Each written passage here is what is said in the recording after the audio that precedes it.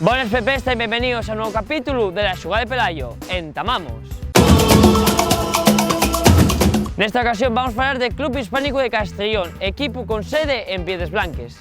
Foi fundado en 1925, desapareciendo pouco después y teniendo que ser refundado en 1950, xugando na actualidad na Primera Regional de Asturias. El so feudo llámase el Estadio La Ferrota, con capacidad para 2.500 personas. Tras 21 años na tercera división, na temporada 2007-2008 baixa a Regional Preferente de Asturias. Na temporada 2008-2009 baixen de Regional a la Primera Regional de Asturias. Na temporada 2009-2010 baixen de Primera a Segunda Regional.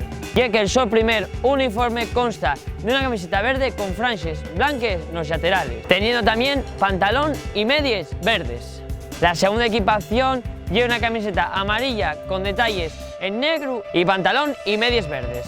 Y bueno, viendo que son equipaciones prestoses, a ver si nos mandáis una play presta. Guiño, guiño. Y hasta aquí un nuevo vídeo falando de fútbol asturiano. Vémonos la siguiente semana. ¡Ta llueu!